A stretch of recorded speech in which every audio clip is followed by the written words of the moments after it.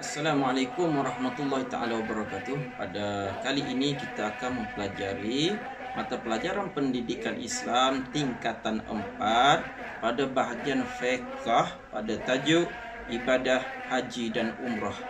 Okey, baiklah pelajar-pelajar semua, untuk pengetahuan cuba kita ingat kembali pelajaran-pelajaran kita dahulu mengenai ibadah haji ini merupakan salah satu rukun Islam yang ke berapa?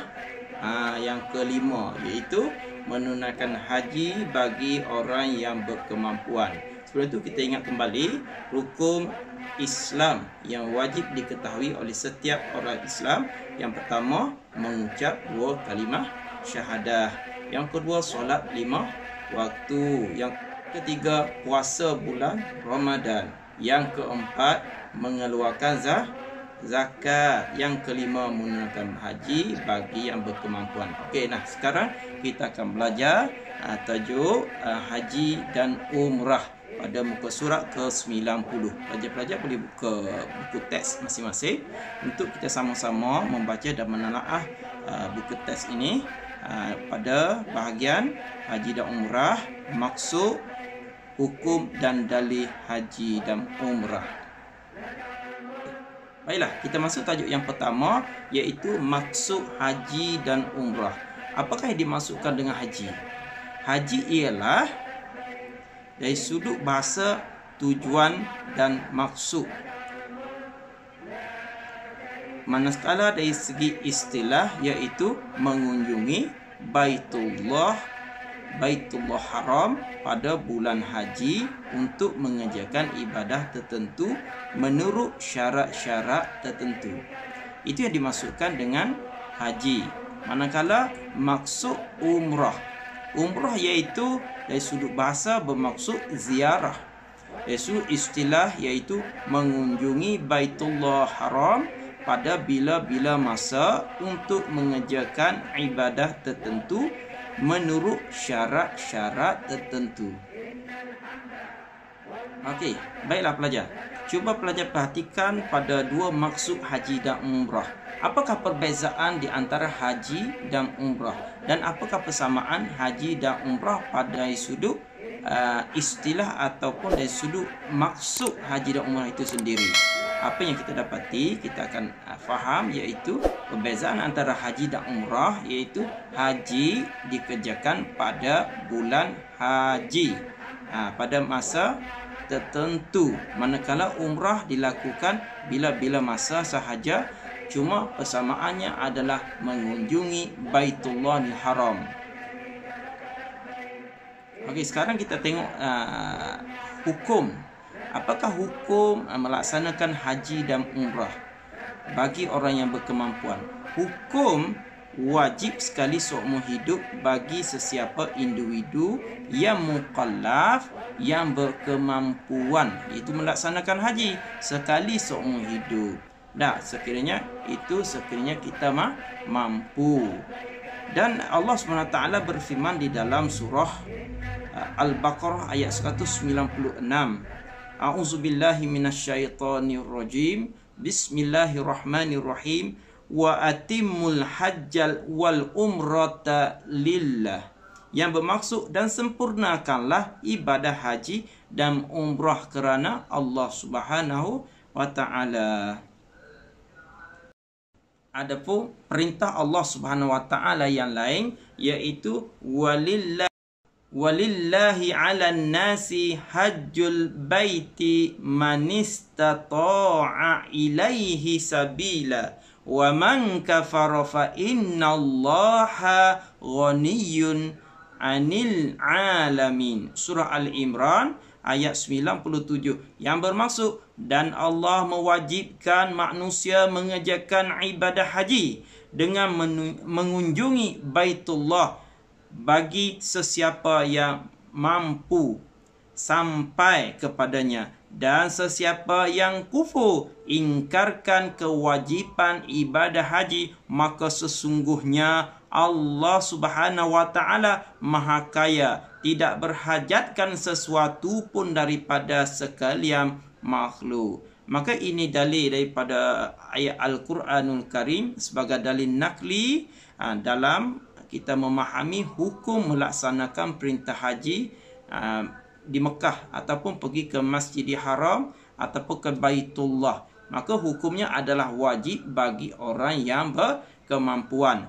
Adapun daripada satu hadis Nabi SAW yang diriwayatkan oleh Umar bin Khattab meriwayatkan bahawa Rasulullah SAW bersabda, "Al-Islamu an tashhadu an la ilaha illallah wa anna Muhammadan Rasulullah sallallahu alaihi wasallam wa tuqimas salata wa tu'tiyaz zakata wa tasuma ramadana wa tahajjal baita in istata'ta ilaihi sabila."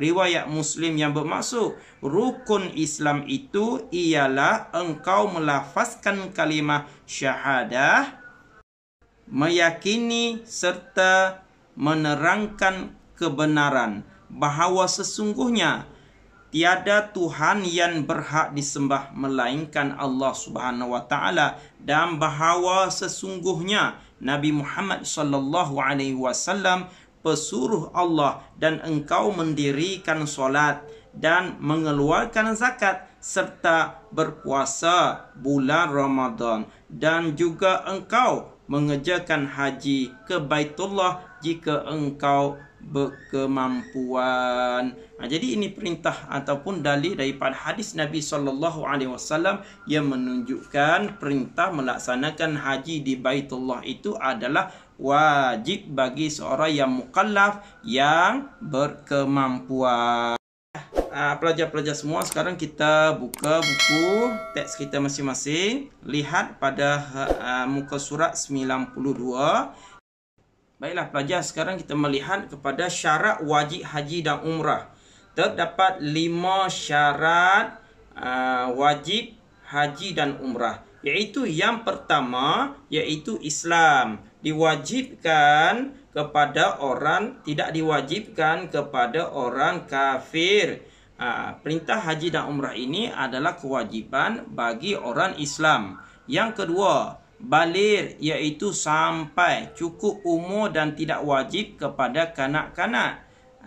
Kalau kanak-kanak pergi boleh tak? Boleh, tapi tidak menjadi satu syarat kewajipan. Yang ketiga, berakal.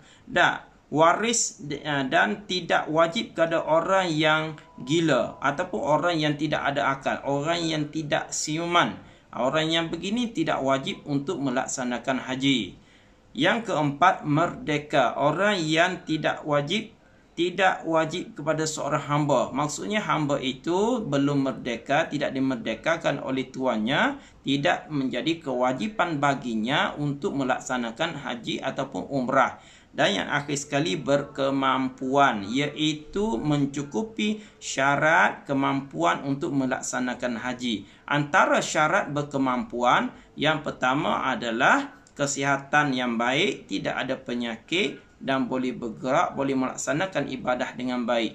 Yang kedua, berkemampuan dari segi kewangan. Ada memiliki harta yang boleh ditinggalkan kepada waris sekiranya ia pergi ke Mekah, dan harta yang mencukupi sepanjang melaksanakan haji di Mekah. Yang ketiga, selamat, berkemampuan dari sudut keselamatan, tidak ada ancaman, tidak ada peperangan, tidak terikat pada apa-apa syarat dan peraturan. Itu antara syarat-syarat. Dan yang terakhir sekali iaitu kenderaan yang boleh pergi dan balik. Sampai ada memiliki kenderaan, contohnya kita daripada negara Malaysia ini boleh pergi ke sana dengan menggunakan kapal terbang, ataupun negara-negara yang dekat boleh pergi dengan menggunakan kereta. Selamat dari segi perjalanan. Bila cukup syarat-syarat berkemampuan ini, maka wajib haji bagi orang yang mencukupi semua syarat-syarat tadi. Baiklah pelajar, sekarang kita akan melihat kepada rukun haji dan umrah pada muka surat ke-93, iaitu haji dan umrah. Terdapat 6 rukun haji dan umrah. Yang pertama Yang pertama iaitu niat. Nah, yang kedua wukuf di Arafah. Yang ketiga tawaf di Kaabah. Yang keempat sa'i daripada Safa ke Marwah. Yang kelima bergunting atau bercukur rambut. Yang keenam tertib. Itu dia 6 rukun haji dan umrah. Baiklah pelajar-pelajar, sekarang kita pergi kepada satu persatu tentang rukun dan rukun haji dan umrah. Yang pertama, niat. Niat mengerjakan haji, niat mengerjakan umrah, lafaznya adalah nawaitu hajjal wa ahramtu bihi lillahi ta'ala. Saja aku mengerjakan haji dan aku berihram dengannya kerana Allah Ta'ala. Adapun lafaz mengerjakan umrah, nawaitu umrata wa ihramtu biha lillahi ta'ala. Sahaja aku mengerjakan umrah dan aku berihram dengannya kerana Allah Ta'ala. Okey. Yang kedua iaitu wukuf di Arafah. Wukuf di Arafah hanya berlaku kepada ibadah haji sahaja. Tidak berlaku kepada orang yang hendak melakukan umrah. Di mana wukuf pada ibadah haji berada di Arafah walaupun seketika bermula masuk waktu zuhur pada 9 Zulhijjah sehingga sebelum masuk waktu subuh pada 10 Zulhijjah. Maksudnya setiap orang yang berkehendak, yang berniat untuk melaksanakan haji pada tahun itu hendaklah berada di Arafah pada 9 Zulhijjah walaupun sebentar. Manakala ibadah umrah, seseorang itu tidak memerlukan untuk wukuf di Arafah kerana ibadah umrah itu boleh berlaku bila-bila masa sahaja. Tidak semestinya pada musim haji ataupun bulan Zulhijjah. Yang ketiga iaitu tawaf di Kaabah. Rukun haji dan umrah yang ketiga iaitu tawaf di Kaabah. Tawaf di Kaabah iaitu mengelilingi Kaabah 7 pusingan bermula di penjuru Hajarul Aswad dan berakhir pada sudut yang sama menurut syarat-syarat tertentu. Jadi orang yang hendak melaksanakan haji ataupun umrah wajib kepadanya untuk melakukan tawaf di Kaabah iaitu sebanyak 7 kali. Yang keempat iaitu sa'i. Sa'i iaitu berjalan ulang-alik daripada Safa ke Marwah sebanyak 7 kali dan berakhir di Marwah menurut syarat-syarat yang tertentu. Yang kelima iaitu bergunting atau bercukur rambut. Bergunting atau sekurang-kurangnya 3 helai rambut dan sunat bercukur rambut bagi yang lelaki. Ibadah untuk bercukur ini setelah mana selesai sa'i daripada Safa ke Marwah dan berakhir di Marwah. Di Marwah, maka di Marwah disitulah tempat kita bercukur ataupun mengguntingkan rambut sebagai memenuhi rukun haji ataupun umrah. Dan yang terakhir sekali iaitu tertib. Tertib iaitu susunan. Melakukan perbuatan mengikut susunan dan aturan. Maksudnya tidak boleh kita melakukan haji mula terbalik. Contohnya kita mulakan dengan tawaf, mulakan dengan sya'i dulu. Tidak boleh. Mesti menurut rukun yang telah ditetapkan seperti mana yang kita ketahui.